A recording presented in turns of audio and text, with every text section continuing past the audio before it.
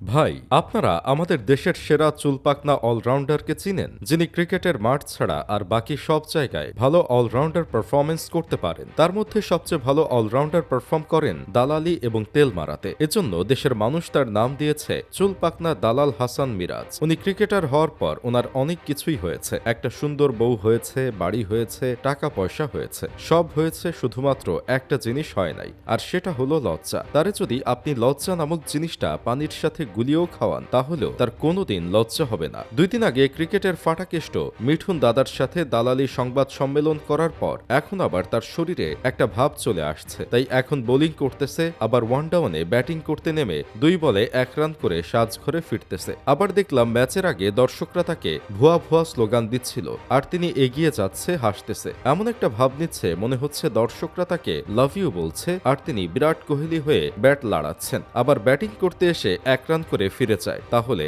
এখন আপনিই বলেন, তাকে যদি আপনি 10 কেজি লজ্জা একসাথে করে খাওয়াই দেন, তারপরও কি তার লজ্জা হবে? আসলে নাসার বিজ্ঞানীদের সবার আগে লজ্জার ভ্যাকসিন আবিষ্কার করার দরকার ছিল। তাহলে যদি এসব লজ্জা ছাড়া ক্রিকেটারদের থেকে একটু রক্ষা পাওয়া যেত। আরেকদিকে সবার আগে টিম বাস বানিয়ে সবার আগে বিপিএল এর টুর্নামেন্ট থেকে বাদ পড়েছে আমাদের গতিদানব খালেদ মাহমুদ সুজনের নোয়াখালী এক্সপ্রেস। এখন তো দেশ ট্রাভেল বলতেই পারে আমি কি তার মধ্যে টাকা ঢালতেছি। তবে এটা নিয়ে এত মন খারাপ করার কিছুই নাই, কারণ কাবিলা ভাই আছে, সবাই রিল্যাক্স। এবার হয় নাই তাতে কি হয়েছে? নোয়াখালীবাসীরা আমাদের দেশের সেরা কোচ গদা সুজন ভাইকে সময় মতো বল দিয়েন এবং একটু টাকাটা বাড়িয়ে দিয়েন, তাহলে পরের বার তিনি এক সিজনেই 2টা শিরোপা জিতিয়ে দিতে পারবে। এখন অনেকেই বলতে পারেন যে এক সিজনে 2 শিরোপা কিভাবে জিতাবে। দেখেন ভাই, আমাদের দেশ সেরা কোচ গদা সুজনের আইডল হচ্ছে আনান্তা জালিল ভাই। এজন্য গদা সুজন ভাইও অসম্ভবকে সম্ভব করতে পছন্দ করেন। তাছাড়া আমার বিশ্বাস আছে গদা সুজন কাকার প্রতি। তাই বলছি,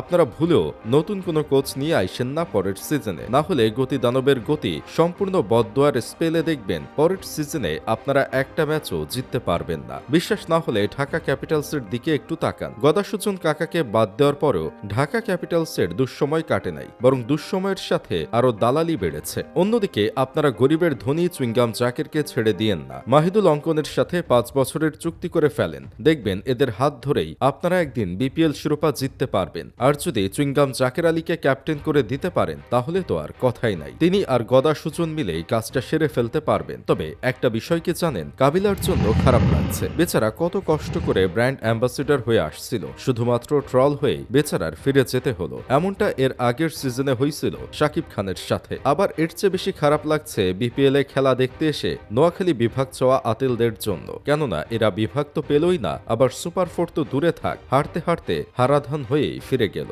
থাক দাদারা, কষ্ট নিবেন না। এই কোচকে আরো কয়েক সিজন সময় দিয়ে দেখেন, পাইলেও পাইতে পারেন এমন লজ্জার রেকর্ড।